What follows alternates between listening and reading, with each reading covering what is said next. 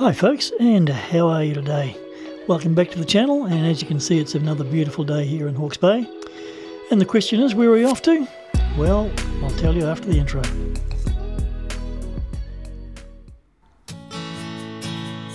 Yeah, hi everybody, I'm Goose. Welcome to my channel, Loose with Goose.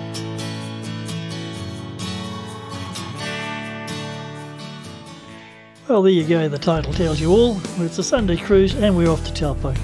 That's about an hour and 40, as you can see on the Google map there. It could take a little bit longer or a little bit less depending on traffic conditions. But it's Helen's, my wife's first longer ride, so she'll have about three and a half hours in the saddle by the time we finish, probably a little bit more. And it's all good practice for the both of us. We're still getting used to riding together on the trike. So away we go in the Esk Valley at the moment. We've just gone past the Esk War Memorial Church there, and just working our way through this absolutely beautiful scenery that we have here.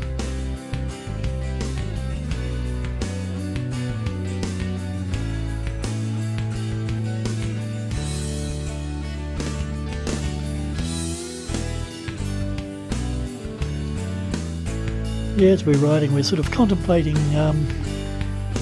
what the trip is going to be like in a couple of weeks' time. By the time you see this, probably it will be enacted, but the speed limit is going to go down to 80 k's. But look at that scenery, absolutely brilliant, isn't it? Mind you, you don't mind doing 80 k's when you get to look at scenery like this. Yeah, it'll be interesting. Helen and I have talked about it quite a bit, and the guys who are going to speed anyway. It doesn't matter what speed limit you put on it. And this corner here is a bit of a bad one. What I call Trenelow's corner. Trenelow's garden is off to the right hand side, and this corner's a big sweepy left-hander, around 90 degrees, and the camber is totally off, really negative. And down the little village of Taupo. Yeah, it'll be interesting. It'll probably be fairly well policed. I don't think it's going to make a lot of difference, but there are some places here that along the road that could be at 80 k's, but the rest I can't see any point of bringing them down. Here they are crossing the Mohawk River. I can't see much point bringing it under 100 k's. It's a nice road to. I think you can do most of it comfortably at the 100 k, so no idea what the powers that V may have in their minds when they've done this. Lots of speculation, of course, and I think there's a court action coming up to try and get it rescinded and put back to 100 k's. But in the meantime, we're just enjoying the ride through. It's a beautiful day, a little bit more cloudy as we're getting towards Taupo, but that's sometimes the way it goes. But here we're climbing up towards Te Harato and the summit.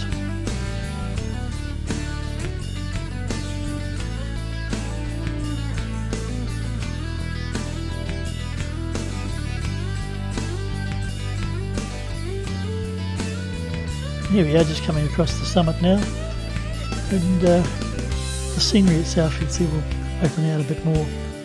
Very beautiful out there.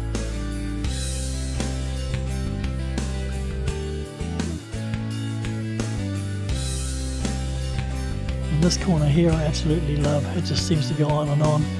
Pretty good on 3 wheels on the trike, but on 2 wheels it's an absolute stunner. It's just a big right hand sweeper. Just hold your throttle in and put the bike into it, and it just goes on and on. Great stuff.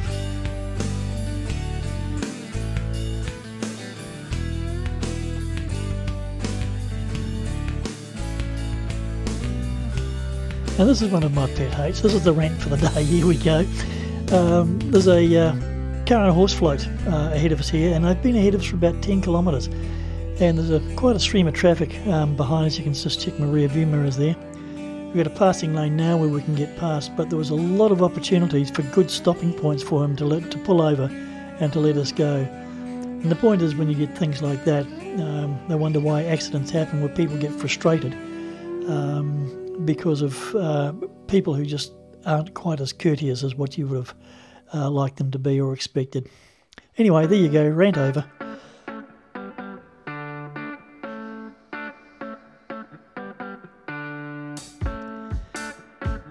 This is coming into Tatawera. On the right hand side there's a cafe there, I think it's licensed, and there's some public toilets there too if you need a quick comfort stop on your way through. And then it's over the hill and through the saddle and down into some of the best scenery on the whole road. This corner through here, just take a bit of care.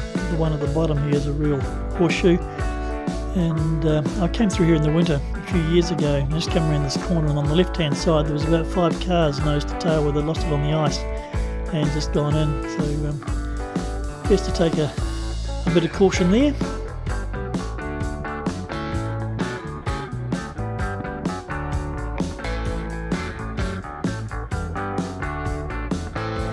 And that old car going past there, I bet this road has changed a lot since it first came across this way.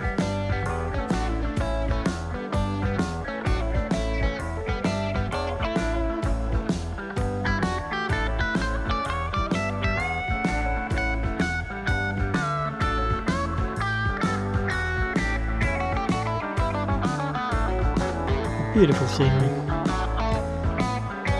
Lovely, lovely piece of country.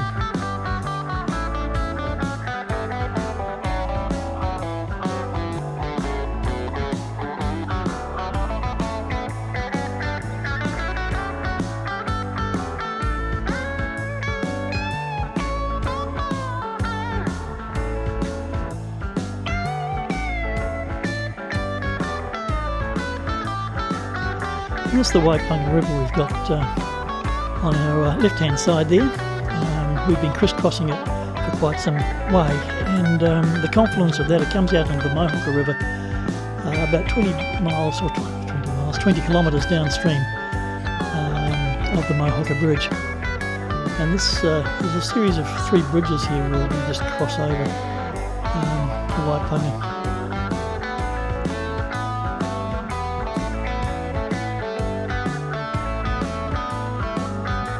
Another bike on the road. There's quite a few out.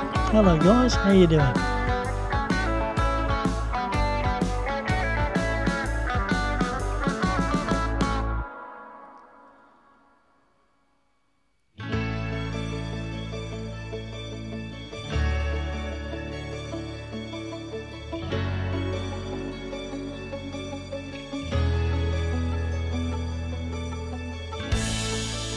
Now we're climbing up out of the gorge. This is the final cutting and the last of that lush scenery. We're coming now up onto the volcanic plateau, and the scenery changes, but it's still really, really good stuff.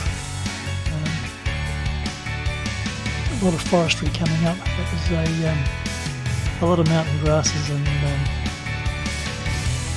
more dry high country.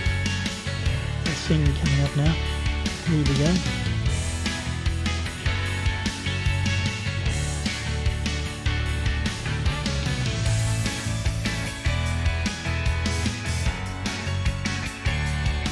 Here's a good example there of the amount of work that's been done. On the right hand side was that beautiful pastoral farmland, and the left hand side was what it was like when they first came in here with all the scrubland and how they broke it all in. This down over the Rangataiki River there, and coming up. Unfortunately, the little cafe and bar there on the right hand side has been closed with the COVID. And there's Lochinvar Station on the left. Beautiful piece of country in there. They really farm that well. They've got a good staff to be able to do it too. And then we're into the forestry. Part of the Kaingaroa forest, which was at one stage the biggest man-made forest in the Southern Hemisphere.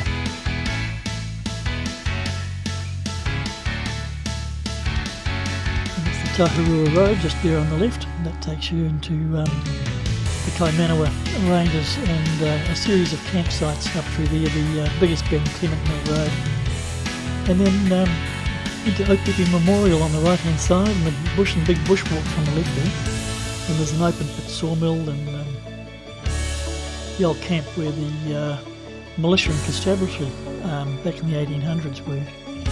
There's still an old trough and a split rail fence there. And there's Mount Tahara.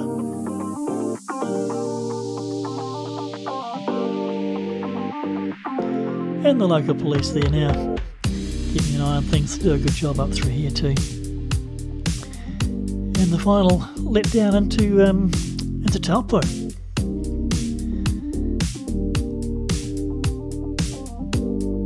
It's been a great ride, and I think Helen's enjoyed herself. And from here we get the first glimpse of the lake, of Lake Taupo. And Mount Tahara is up on the right hand side there, and the first glimpse of the big orange building of the Mega Mitre 10. And that's a welcome sight at times, especially in the winter. When you come through here, it was right beside it is the Z service station. And you can top the tanks off and get a good hot cup of coffee or whatever. But there's also a French bakery along here too, in the complex, and a very good cafe. So it's always a very, very welcome sight and a place to anticipate as you're riding in.